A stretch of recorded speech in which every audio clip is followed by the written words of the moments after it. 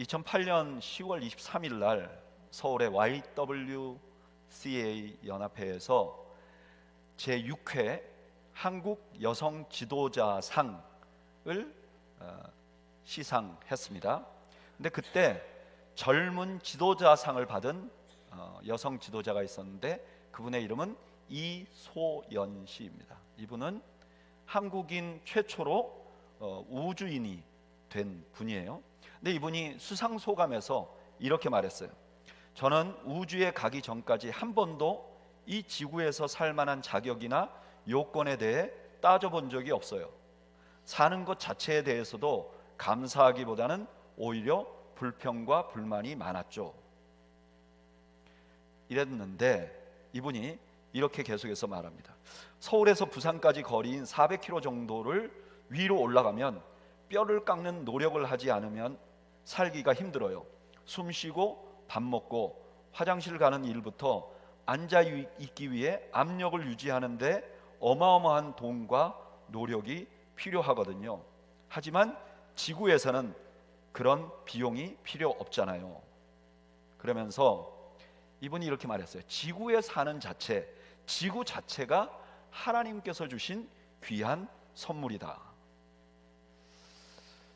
그러면서 이분이 마지막에 이렇게 말합니다. 만약 내가 하나님이라면 저렇게 어마어마한 집, 그러니까 지구를 말하는 거죠.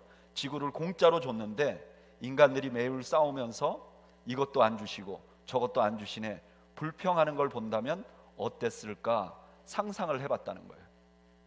그리고 이제 지구에 내려갈 시간이 가까우면 올수록 내가 지난 시간을 좀 잘 못 살았구나 이런 반성을 하게 되었다고 고백을 합니다. 한 차원 높은 우주에 가보니까 내가 잊어버렸던 감사의 조건들 다시 생각나게 되고 한 차원 높은 우주에 가보니까 감사가 저절로 나오게 됐다. 그런 말이죠. 오늘 우리가 읽은 본문이 이와 매우 유사한 말씀입니다. 이미 읽어봤는데 다 같이 한번 다시 읽어볼까요? 한 절밖에 되지 않습니다. 시작. 범사에 감사하라. 이것이 그리스도 예수 안에서 너희를 향하신 하나님의 뜻이니라. 저는 개인적으로 성경에 나타난 감사에 대한 여러 구절 중에 가장 균형 잡힌 말씀이 바로 이 말씀이라고 생각합니다. 그래서 지난해 감사절에도 이 말씀을 나눴고요, 또 올해도 이 말씀을 함께 나누게 됩니다. 근데 이 말씀을 그냥 척 보면요, 감사에 대해서 우리의 상식을 뛰어넘는 두 가지 사실을 말해줍니다. 첫째는 감사를 명령이라고 알려줘요. 본문에서는 감사하라라고 명령을 해요. 여러분, 감사가 명령이면 이건 어떤 의미가 있냐면 억지로라도 해야 된다 하는 의미가 있어요. 사실 우리는 감사에 대한 생각을 하면요, 이게 자발적이어야 한다. 그래서 마음이 내키면 감사하고 마음에 내키지 않으면 감사를 할 수 없다, 이렇게 생각하는데 성경은 우리에게 감사하라고 명령해요. 이건 억지로라도 해야 된다는 거예요. 그래서 많은 사람들이요, 감사를 훈련해야 된다고 주장을 해요. 자꾸 감사를 하려고 노력해야 된다. 그래서 어떤 분들은 집에다가 감사에 대한 성경 구절을 써붙여 놓습니다. 저희 집에도 벽에 성경 구절이 하나도 붙어 있지 않는데 딱 하나가 붙어 있는데 그게 오늘 본문이에요. 범사에 감사하라. 또 어떤 분들은 감사 노트를 추천을 합니다. 여러분, 감사 노트 써보셨어요? 별거 아닙니다. 이름이 감사 노트 그래서 거창한 것 같지만 감사할 일을 매일 노트에 적는 거예요. 저도 해봤는데요, 이 효과가 있습니다. 감사 노트를 자꾸 쓰다 보면 감사할 일을 더 많이 발견하게 돼요. 그러니까 억지로 훈련하면 감사에 평소에 도움이 되는 것은 사실이에요. 그런데 훈련으로 된 감사는요, 큰 어려움이 와버리면 힘을 못 써요. 평소에는 감사를 잘 찾아내는데 정말 내가 감당하기 어려운 문제가 탁 오면요, 감사가 없어져요. 또 하나, 이렇게 감사를 훈련하다 보면 감사하는 마음과 감사하는 행동이 점점 분리되는 현상을 경험해요. 부작용이죠. 또 감사가 만약에 명령이라면 감사하지 않으면 죄가 돼요. 여러분, 성경에서 하지 말라는 걸 하면 뭐죠? 죄예요. 근데 성경이 하라는 걸 안 하면 어떻게 되죠? 그것도 죄예요. 십계명 가운데 살인하지 말라 그랬는데 살인하면 죄예요. 내 부모를 공경하라 그랬는데 공경하지 않으면 죄예요. 마찬가지로 감사가 명령이면 감사하지 않으면 죄가 되는 거예요. 그래서 종종 감사절에 어떤 목사님들은 감사하지 않으면 죄가 됩니다 라고 설교를 해요. 저도 어렸을 때 그런 말씀을 들은 적이 있는 것 같아요. 그러면요, 죄책감이 생겨요. 그리고 감사하는데 효과가 있긴 있어요. 나도 감사하고 살아야지 이런 마음을 먹긴 하는데, 이것도 부작용이요. 감사를 명령이니까 안 하면 죄다 이렇게 말하면요, 감사가 약간 율법같이 느껴져요. 그래서 감사를 하는 것이 분명히 좋은 건데 마음이 막 풍성해지기보다는 오히려 좀 짐이 되는 그런 느낌이 있어요. 게다가 오늘 본문에서는 감사에 대해서 두 번째로, 첫째는 명령이라고 말하고 두 번째로는 감사를 조건 없이 해야 된다고 말해요. 뭐라 그러냐? 범사에 감사하라 이렇게 말해요. 이 말은 아무 일 없어도 감사해야 된다는 거예요. 너무나 많은 사람들이요, 감사를 어떤 반응에 대한 조건으로 생각을 해요. 누가 호의를 베풀면 감사합니다 이렇게 말하잖아요. 근데 성경은 뭐라고 말하느냐? 어떤 일에 대해서 반응하는 것으로 감사하는 게 아니라 그냥 감사해야 된다. 감사는 그냥 하는 거다 이렇게 말해요. 그래서 이걸 그냥 들으면 감사는 그러면 습관적으로 해야 되는구나 이렇게 생각하는 사람들이 있어요. 저도 사실 그런 사람 중에 하나인데, 저하고 전화 통화를 해보신 분들은 아시겠지만 제가 전화를 끊을 때 감사합니다 그리고 전화 끊거든요. 대화 내용이 감사 안 했는데도 끝에 제가 감사합니다 이렇게, 제가 저를 훈련하는 거예요. 훈련한 거예요. 나쁘지 않습니다. 감사를 훈련을 해서 내 몸에 배도록 하는 거, 습관적으로 하는 거 나쁘지 않아요. 근데요, 습관적으로 하면 이 감사가 감동이 없어져요.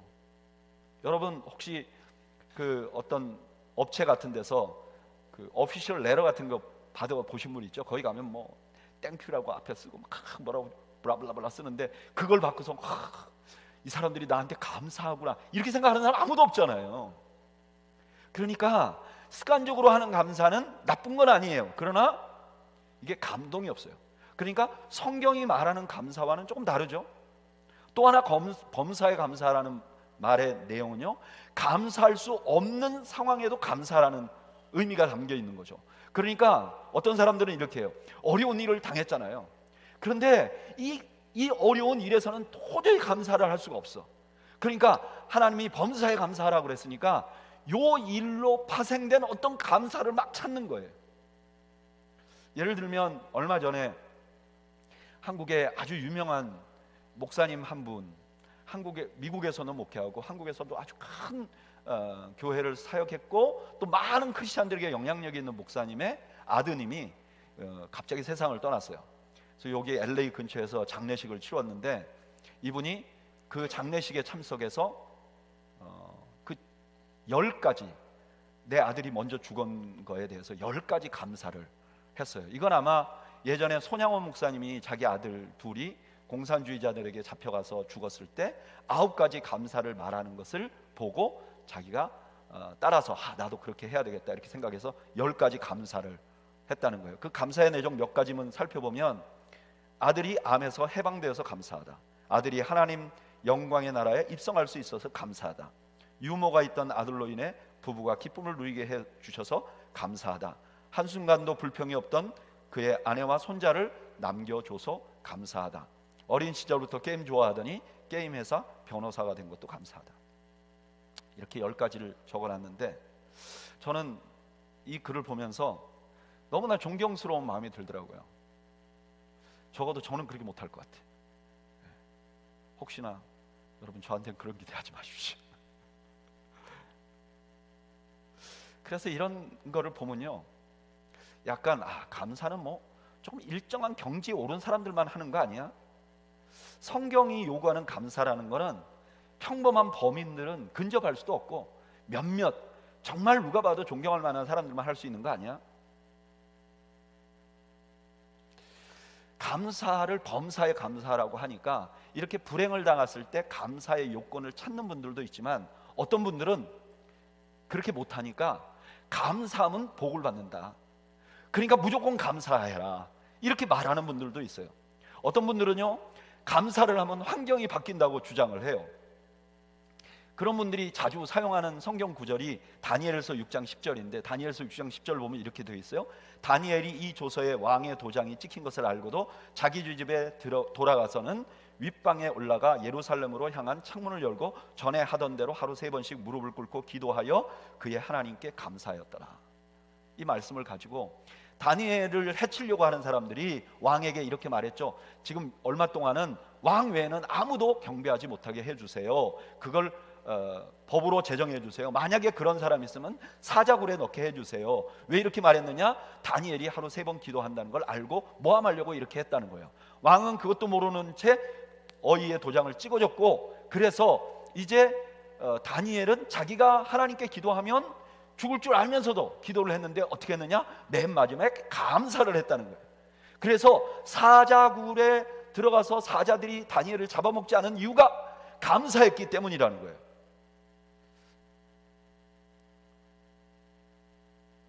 왜 감동이 없으세요?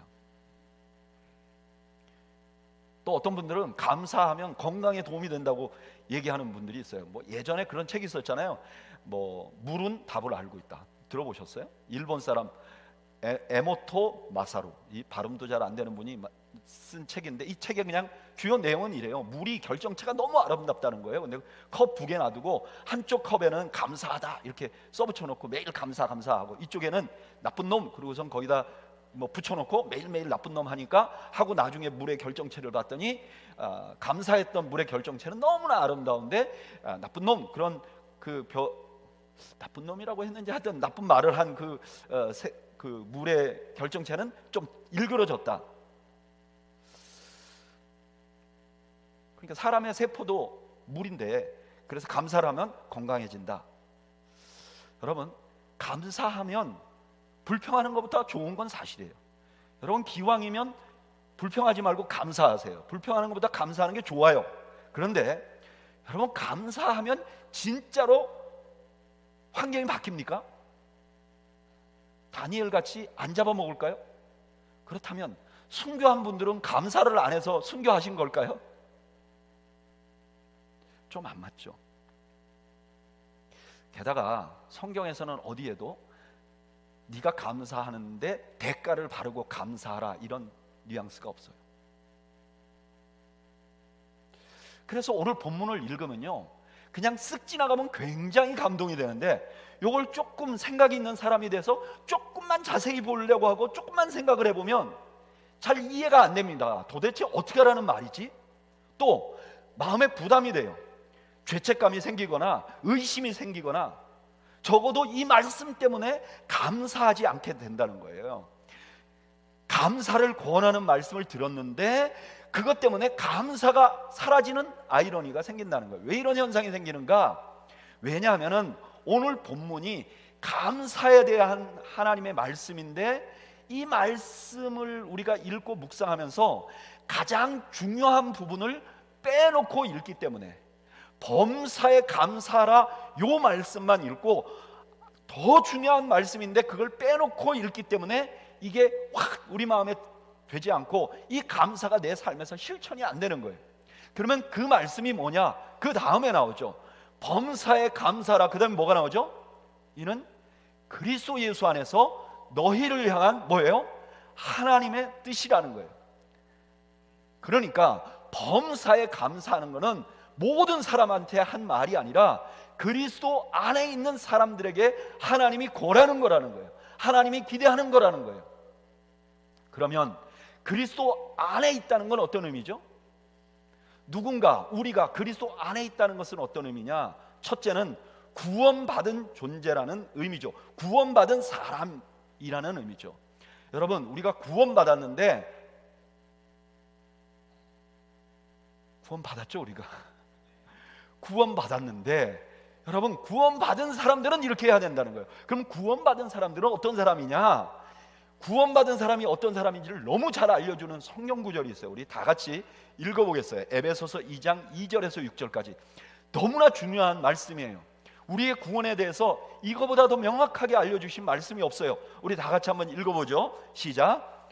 그때에 너희는 그 가운데서 행하여 이 세상 풍조를 따르고 공중의 권세 잡은 자들을 따랐으니 곧 지금 불순종의 아들들 가운데 역사하는 영이라. 전에는 우리도 다 그 가운데서 우리 육체의 욕심을 따라 지내며 육체와 마음에 원하는 것을 하여 다른 이들과 같이 본질상 진노의 자녀이었더니. 그 다음에 계속 읽어보죠. 시작. 긍휼이 풍성하신 하나님이 우리를 사랑하신 그 큰 사랑을 인하여 허물로 죽은 우리를 그리스도와 함께 살리셨고 너희는 은혜로 구원을 받은 것이라. 또 함께 일으키사 그리스도 예수 안에서 함께 하늘에 앉히시니. 아멘. 이 6절 끝에 보면 뭐라고 그러냐면 그리스도 예수 안에서라는 말이 나와요. 그러니까 2절부터 6절까지가 다 그리스도 예수 안에서 일어나는 일이에요. 그 일어난 일이 뭐냐? 우리가 원래는 공중권세 잡은 자, 다시 말하면 사탄을 따르던 자였다는 거예요. 하나님께 불순종하던 자들이었다는 거예요. 아니 목사님, 내가 언제 사탄을 섬겼습니까? 나는 사탄을 섬긴 적이 없습니다. 가끔 절에 갔죠. 가끔 무당을 찾았지만 저는 사탄을 섬긴 적은 없습니다. 그런데 사탄을 섬긴다는 게 어떤 것인가? 우리의 욕심을 따라 행하는 것이 하나님을 대적하는 것이었다는 거예요. 하나님을 대적하는 것이 하나님과 대적되는 사탄을 따르는 일이었다는 거예요. 나도 모르는 사이에 그렇게 됐다는 거예요. 여러분, 우리가 원하는 대로만 사는 것이 하나님을 대적하는 일이고 그것이 곧 사탄을 따르는 일이었다는 거예요. 그래서 우리가 하나님 앞에서 우리가 진노를 받아야 마땅한 자였다는 거예요. 여러분, 받아들이십니까? 그리스도 안에 있는 거는요, 그냥 있는 게 아니에요. 우리가 얼마나 죄인인가를 인지하는 것으로부터 시작됩니다. 그런데 그런 우리에게 하나님께서 진노를 내려야 마땅하는데 하나님이 진노하시는 대신 긍휼을 베푸셨다는 거예요. 긍휼한 마음으로 우리를 봤다는 거예요. 그 긍휼을 뭐라고 표현하느냐? 그 큰 사랑이라고 표현해요. 그 큰 사랑, 그냥 사랑이 아니라 큰 사랑. 그런데 그냥 많은 큰 사랑이 아니라 그 큰 사랑, 그 단 하나 유일한 큰 사랑이라는 거예요. 그 위대한 사랑이 뭐냐? 요한일서 4장 9절에서 10절까지 설명을 해줘요. 제가 읽어드릴게요. 하나님의 사랑이 우리에게 이렇게 나타난 바 되었으니. 하나님의 사랑이 우리에게 이렇게 나타났다는 거예요. 현실로 이루어졌다는 거예요. 어떻게? 하나님이 자기의 독생자를 세상에 보내심은 그로 말미암아 우리를 살리려 하심이라. 사랑은 여기 있으니 우리가 하나님을 사랑한 것이 아니요 하나님이 우리를 사랑하사 우리 죄를 속하기 위하여 화목제물로 그 아들을 보내셨습니다. 아멘. 하나님의 진노를 받아 마땅한 우리를 향해서 하나님이 진노를 쏟아버려도 되는데 대신 독생자를 보냈다는 거예요. 자기 하나밖에 없는 아들을 보냈다는 거예요. 그리고 그를 화목제물로 삼았다는 거예요. 화목제물로 삼았다는 것은 말이 거창해 화목제물이지 묶어놓고 목을 따고 내장을 긁어내버리는 거예요. 그 아들은 이 땅에 오셔서 엄청난 고통을 당하고 십자가에 죽으셨어요. 그리고 부활하셨는데 그 그리스도가 부활할 때, 그리스도는 당연히 사셔야죠. 죄가 없었으니까. 부활하실 때 우리도 묻어서 부활하게 됐다는 거예요. 할렐루야. 우리는 아무것도 하지 않았는데 예수 그리스도가 한 구원의 은혜 때문에 우리가 붙어서 부활했다는 거예요. 이걸 보고 뭐라 그러냐? 은혜라고 말해요. 그리스도 안에 있다는 것은 어떤 것이냐? 구원의 은혜를 받은 거예요. 또 하나 그리스도 안에 있다는 것은 어떤 의미가 있느냐? 하나님의 백성 되었다는 거예요. 그냥 죽음에서 건져졌다 이것으로 끝나는 게 아니라는 거예요. 그걸 어떻게 알 수 있느냐? 아까 읽었던 말씀 6절 하반절에 보면 이렇게 해요. 또 함께 일으키사 그리스도 예수 안에서 함께 하늘에 앉히시니. 에베소서 2장 6절을 읽는 사람들이 이렇게 말해요. 하늘에 앉히는 거 보니까 저건 죽은 다음에 우리가 천국에 가서 일어나는 일인가 보다. 그런데요, 이 말씀을 자세히 보면 또 일으키사 그리스도 예수 안에서 하늘에 앉혔다 할 때 앉았다는 말이 미래형이 아니라 과거형이에요. 우리가 이미 그리스도 예수와 함께 앉았다는 거예요. 하늘에 앉았다는 거예요. 아니, 우리는 하늘에 앉은 적이 없는데 어떻게 하늘에 앉았다고 말합니까? 많은 학자들이 이것에 대해서 연구를 했는데 모두가 동의하는 바는 이거예요. 우리가 예수님처럼 이 땅에서 하나님의 아들로서 살 수 있게 됐다는 거예요. 여러분, 하나님의 아들로서 산다는 건 뭐죠? 구약 성경에 하나님의 백성을 하나님의 아들이라고 불렀어요. 그래서 우리가 구원받은 것으로 끝나는 게 아니라 이 땅에서 하나님의 백성으로서 사는 거죠. 구약시대 때 하나님의 백성과 하나님 백성 아닌 백성의 크게 다른 점은 뭐였죠? 하나님의 백성은요, 하나님의 특별한 돌보심을 받아요. 이거는 하나님의 백성 되면 고통도 없고 아무것도 없어요. 힘든 일도 없어요. 절망도 없어요. 그게 아니에요. 하나님의 백성도 고통을 당하고 하나님의 백성도 힘든 일을 당하는데, 다른 점은 하나님의 백성은 하나님의 보호하심 가운데 살게 된다는 거예요. 이걸 잘 보여주는 게 뭐냐? 광야 생활이에요. 여러분, 하나님의 백성들이 광야에 들어갔어요. 광야 생활은 쉽지 않았어요. 수많은 도전이 있었어요. 그런데 그들은 하나님의 보호하심 가운데 있었어요. 하나님이 그들을 지켜주셨어요. 그들을 인도하셨어요. 그들을 공급하셨어요. 여러분, 이걸 보고 은혜라고 말하는 거예요. 그리스도 예수 안에 있다 하는 말은 이렇게 은혜를 받은 것을 의미해요. 범사에 감사라는 명령은 바로 이런 은혜를 받은 사람, 이런 은혜를 누리는 사람들에게 주어진 하나님의 말씀이라는 거예요. 그러면 우리가 여기서 왜 감사가 명령이 되었는지 알 수 있어요. 우리가 하나님으로부터 아무것도 안 받았으면 감사 안 해도 우리가 죄가 아니죠. 근데 우리가 하나님으로부터 엄청난 은혜를 받았기 때문에 내가 감사하지 않으면 죄가 될 수 있는 거예요. 이거를 이해할 수 있게 설명한 말씀이 예수님의 비유 중에 1만 달란트 빚진 사람이에요. 어떤 사람이 왕에게 1만 달란트를 빚졌다고 그랬어요. 왕에게 1만 달란트. 여러분, 1만 달란트가 어느 정도냐? 1세기의 그 역사학자이신 요세푸스라는 사람이요, 1세기에 팔레스타인에서 거둔 모든 세금, 1년치 세금이 800달란트였어요. 팔레스타인 지역에서 1년 동안 걷어서 로마에 바친 세금이 800달란트였는데 1만 달란트는요, 상상 속에서나 일어날 일이에요. 1만 달란트는 개인이 빚질 수가 없어요. 뿐만 아니라 당연히 갚을 수도 없어요. 그런데 왕이 이 엄청난 돈을 다 탕감해 줬어요. 그랬더니 이 사람이 100데나리온 빚진, 100데나리온은 1데나리온이 요즘 일일 노무자의 일일 수입이에요. 그러면 연봉이라고 보자고요. 큰 돈이죠. 내 연봉만큼 돈을 빌려간 사람이 안 갚는 거예요. 그래서 이 사람이 멱살을 잡았어요. 그 사실을 알게 되어 왕이 말해요. 이렇게 말해요. 내가 너를 불쌍히 여긴과 같이 너도 내 동료를 불쌍히 여김이 마땅치 아니하냐 하고 주인이 노하여 그 빚을 다 갚도록 그를 옥졸에게 넘겼다. 내게 빚진 자가 빚을 안 갚으면 멱살을 잡을 수 있죠. 고소를 할 수 있어요. 그런데 내가 1만 달란트를 빚졌으면, 빚을 탕감받았으면 그러면 안 된다는 거예요. 여러분, 우리에게 감사가 명령이 되는 이유는 우리가 엄청난 은혜의 빚을 졌기 때문에 감사가 명령이 되는 거예요. 그리스도인 된 사람은 감사해야 돼요. 감사하지 않으면 죄가 되는 거예요. 그래서 이 감사가 은혜로부터 오는 것이기 때문에 우리는 감사하기 위해서 하나님이 우리에게 주신 은혜를 기억해야 돼요.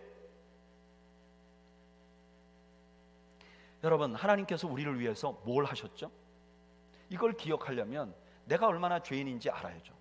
나를 위해서 독생자를 주신 하나님의 마음을 알아야죠. 나를 위해서 십자가 지신 예수 그리스도의 마음을 알아야죠. 그 결과 내가 누리고 있는 것이 이 땅이 끝이 아니라 영원한 천국을 바라본다는 것을 잊지 말아야죠. 이걸 기억하면요, 그냥 감사가 나오게 돼 있어요. 이걸 기억하는데도 불평이 나오면 죄라는 거예요. 그러면 안 된다는 거예요. 뿐만 아니라 하나님이 우리를 어떻게 돌보셨는지를 기억해야죠.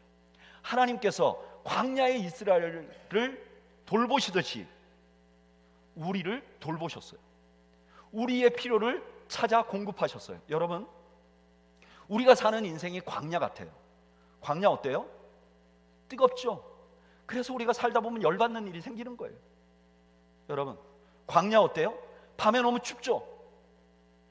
그러니까 우리가 인생을 살다 보면 낙심되는 일이 생기는 거예요. 마음 차가워지는 일이 생기는 거예요. 광야 어때요?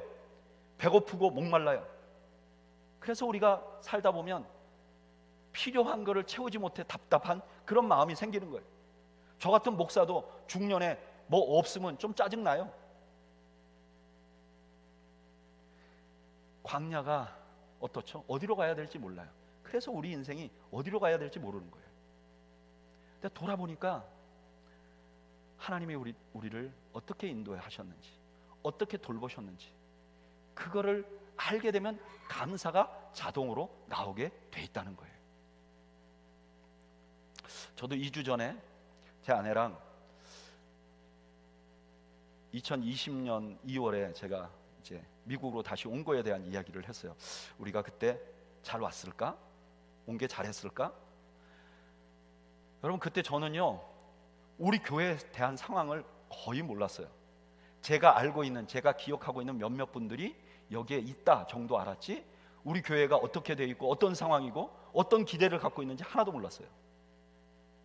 더 몰랐던 거는 오자마자 코비드가 생겨가지고, 제가 한국에 있을 때만 해도 이게 이름이 우한 뭐 폐렴인가 하여튼 그랬어요. 근데 이게 팬데믹이 돼갖고 이렇게 오래 갈 거라고 아무도 몰랐어요. 아무것도 모르는데 제 마음속에 이거 와야 될 것 같은 그런 생각이 든 거죠. 순종했어요. 근데 지난 5년이 지나고 나서 제가 좀 알게 됐어요. 하나님이 왜 나를 이곳에 인도하셨는지, 우리 교회를 위해서, 저 개인을 위해서 하나님이 왜 그렇게 하셨는지 나는 알려줘도 몰라요. 그러니까 하나님이 알려주는 대신 끌고 오신 것이죠. 그냥 감사가 나오는 거예요. 여러분, 감사는 하나님이 우리에게 무엇을 하셨는지 기억하면 저절로 나오는 거죠. 그 하나님께서 공급하실 뿐만 아니라 우리를 절대로 버리지 않으신 것이죠. 지난 시간을 보면 하나님께 순종한 일도 있지만 거역한 일도 많잖아요. 마치 사춘기의 아이들이 부모에게 괜히 반항하듯 우리 계획대로 살거나 우리가 하나님 앞에 화를 낸 적도 있었죠. 나 같으면 벌써 저 쓸데없는 걸 버렸을 텐데 하나님 버리지 않으시고 우리를 붙들어 주신 거죠. 그래서 신명기서에서도 이렇게 말했어요. 너희는 강하고 담대하라. 두려워하지 말라. 그들 앞에서 떨지 말라. 이는 내 하나님 여호와 그가 너와 함께 가시며 결코 너를 떠나지 아니하시며, 그 다음 마지막에 뭐라 그러죠? 버리지 않을 것이다. 광야에 배신한 그 백성들을 버리지 아니하신 하나님 때문에 우리가 오늘 이렇게 살 수 있는 거죠. 그리고 더 놀라운 것은 나도 모르는 인생 좌충우돌하면서 살아왔는데 결국 보면 하나님께서 합력해서 선이 되게 하시는 거죠. 내가 이런 선택은 잘못했고, 내가 이런 행동은 잘못했고, 이런 건 잘했고, 이런 게 막 섞여 있어서 나는 어떻게 될지 모르는데 돌아보니까 하나님께서 결국 합력하여 선이 되게 하신 거죠. 이걸 기억하면요, 그냥 감사가 나오게 돼 있어요. 이걸 기억하고도 감사 안 하려고 하면 그게 굉장히 힘든 일이고 죄예요. 여러분, 감사절의 감사는 하나님의 은혜를 기억하는 것으로부터 시작되는 것임을 여러분 믿으시기를 바랍니다. 그리고 이렇게 하나님이 해주신 것을 기억하잖아요. 그러면 감사가 왜 조건이 없이 감사가 되는지 알게 돼요. 보세요. 하나님께서 내게 주신 은혜를 기억하잖아요. 하나님이 나를 돌봐주신 걸 기억하잖아요. 이때까지 나를 지켜주신 것을 기억하잖아요. 그러면서 그 하나님에 대해서 하나님이 이거 주셨구나, 또 이것도 주셨구나, 또 이것도 주셨구나, 이렇게만 생각하는 사람은요, 계속 하나님이 뭘 주면 감사하고 하나님이 뭘 안 주면 불평하겠죠. 그런데 보통 사람이면요, 하나님이 그렇게 계속 공급해 주면 그 다음에 뭐를 알게 되죠? 하나님의 마음을 알게 돼요. 하나님의 마음을 알게 되면 때때로 하나님이 나에게 뭔 걸 공급하시거나 공급하시지 않아도 조건과 상관없이 감사가 돼요. 이걸 알 수 있는, 우리 인간들이 알 수 있는 좋은 예가 있어요. 그게 뭐냐면은 우리가 부모님에 대한 마음이에요. 저희가 어렸을 때 저의 부모님은 저의 필요를 공급해 주셨어요. 저를 사랑해 주시고 내가 생존할 수 있도록 다 주셨어요. 근데 이상하게도 사춘기가 되면 부모님이 해주신 것을 다 잊어버리게 돼요. 더 많이 받죠. 사춘기가 되면 더 많이 공급받죠. 더 많이 염려를 받죠. 그런데도 불평과 불만이 막 쏟아져 나와요. 근데 나이가 좀 들면 어떻게 되죠? 나도 부모가 돼 보니까 우리 부모가 어땠구나, 우리 부모님의 마음을 이해하게 되죠. 근데 그때쯤 되면 우리 부모님이 우리에게 해줄 수 있는 게 없어요. 대부분 내가 부모님에게 뭐를 해줘야 하죠. 근데 신기하죠? 그때 뭐가 더 많이 생기죠? 감사가 생겨요. 놀랍잖아요. 그때 감사가 생기잖아요. 우리가 어떻게 해서 범사에 감사할 수 있나요? 감사할 수 없는 상황을 생겼을 때 감사할 거리를 막 찾으면서 감사를 찾는 게 아니고, 이것만 잘 견디면 하나님이 더 큰 거 줄 거야 라고 생각해서 범사에 감사가 되는 게 아니고, 하나님이 내게 주신 은혜를 자꾸 기억하다가 우리가 어느 순간이 되니까 그 하나님의 마음을 알아버린 거예요. 진노받아야 마땅할 나에게 사랑을 주신 그 하나님, 1년 내내 나는 좌충으로 우돌하지만 나를 지키시고 보호해 주신 그 하나님의 마음을 알아버린 거예요. 하나님의 마음을 알아버리면 그 다음에 어떻게 되느냐? 그 하나님에 대해서 상황과 상관없는 감사가 생기는 거죠. 나를 구원하신 하나님의 마음을 알면 그 다음에 감사가 저절로 생기는 거죠. 조건을 초월한 감사를 경험하게 되는 것이죠. 사랑하는 여러분, 우리는 매해 감사절을 지내고 있습니다. 이제는 더 이상 우리가 뭔가 추수를 했다고 감사하는 시기는 지났어요. 여기 농사 짓는 사람이 한 명도 없어요. 가끔 집에다 나무나 심어놓은 분들이 있지만 농사를 주업으로 하는 사람은 없어요. 그래서 추수는 없어졌어요. 그러나 우리가 감사는 해요. 감사를 할 때 제일 먼저 내게 무슨 좋은 일이 있었는가, 내가 뭔가 감사할 일이 있었는가, 이렇게 접근하는 것이 아니라 하나님이 내게 무엇을 해주셨는지, 하나님의 구원의 여정서부터, 하나님이 구원해 주신 것으로부터 지난 한 해 동안 나에게 세밀하게 간섭해 주시고 이끌어 오신 것을 기억하게 되면 우리가 성경이 명령하는 대로 저절로 감사할 수밖에 없게 되죠. 근데 저는 여러분들이 거기서 그치지 않기를 바랍니다. 저는 여러분들 개개인을 향한 하나님의 마음을 경험하시는 여러분들이 되시기를 바랍니다. 사춘기 어린아이 같은 마음이 아니라 나이 들어 성숙한 성인의 마음으로, 우리의 부모의 마음을 헤아리듯이 우리 하나님 아버지의 마음을 헤아리는 거죠. 그러면 그 은혜가 우리에게 감사가 풍성해지는 계절을 지나게 해줄 줄로 믿습니다. 이소연 씨가 이 땅의 수준에 있을 때는 감사하지 못했는데 우주에 올라가 보니 감사하다는 것처럼 우리가 이 땅의 수준으로 감사거리를 찾는 게 아니라 하나님의 마음과 하나님 존전에서 감사한 것을 발견하고, 여러분들이 성경에 말씀하시는 진정한 의미의 감사를 여러분들의 삶에서 경험하시는 축복이 있으시기를 주님의 이름으로 축원합니다. 우리 이런 마음을 가지고 은혜라는 찬양을 함께 드리면 좋겠어요. 제목이 은혜예요, 감사가 아니라. 왜 우리는 감사하기 전에 은혜를 생각해야 되는지 우리가 이미 충분히 살펴보았어요. 내가 누려왔던 모든 것들이, 내가 지나갔던 모든 시간이, 내가 걸어왔던 모든 순간이 당연한 것 아니라 은혜였어. 하나님이 우리에게 주신 베푸시는 은혜들을 우리가 묵상을 하면서 이 찬양을 드리고요, 이 찬양을 드리면서 하나님의 마음을 좀 헤아려 보는 저와 여러분들이 되시기를 바랍니다.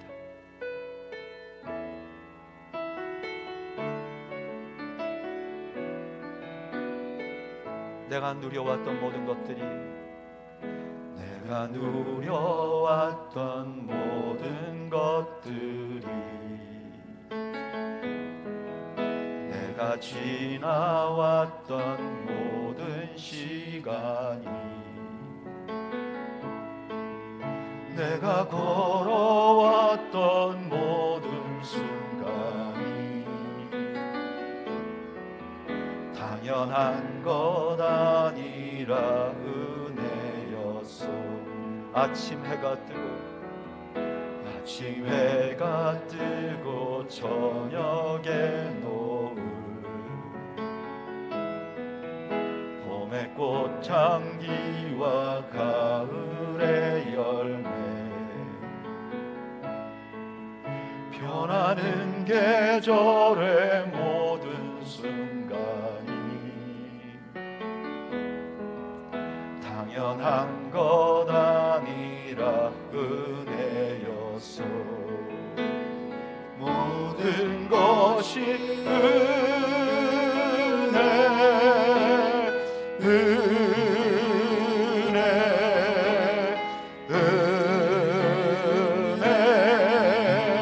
한없는 은혜. 내 삶에 당연한 것 하나도 없었던 것을 모든 것이 은혜, 모든 것이 감사였어. 모든 것이 감사, 모든 것이 감사, 감사, 감사. 한없는 감사, 한없는 감사. 내 삶에 당연한 것 하나도 없었던 것을 모든 것이 감사였소.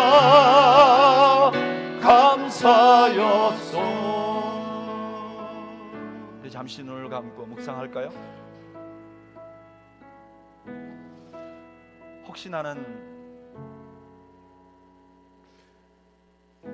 감사를 조건에서만 찾지는 않았나요? 나는 감사하라고 할 때마다 마음에 부담이 되고 짐처럼 느껴지지 않았나요? 하나님의 말씀이 잘못됐기 때문이 아니라 우리가 그리스도 안에 있었다는 사실을 잊었기 때문일 가능성이 있습니다. 우리 시간 잠시 나를 구원하시기 위해서 우리 하나님께서 하신 일을 잠시 묵상합시다. 그리고 지난 한 해 동안 나를 공급하시고 죄악 중에도 버리지 아니하시고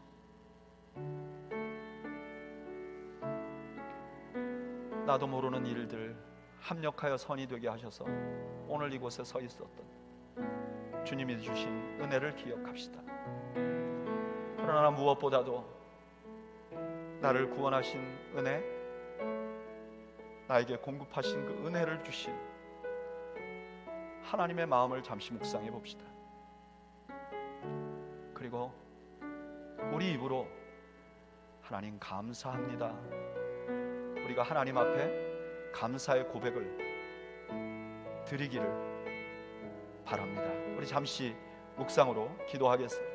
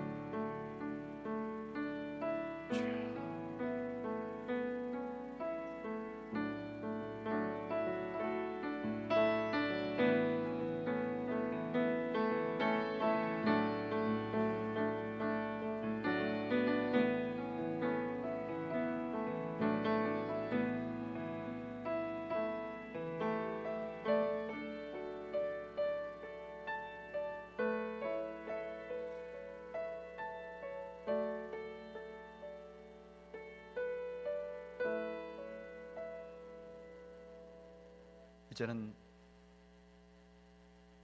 우리 구주 예수 그리스도의 은혜와 그 아들을 우리에게 보내신 하나님 아버지의 그 큰 사랑과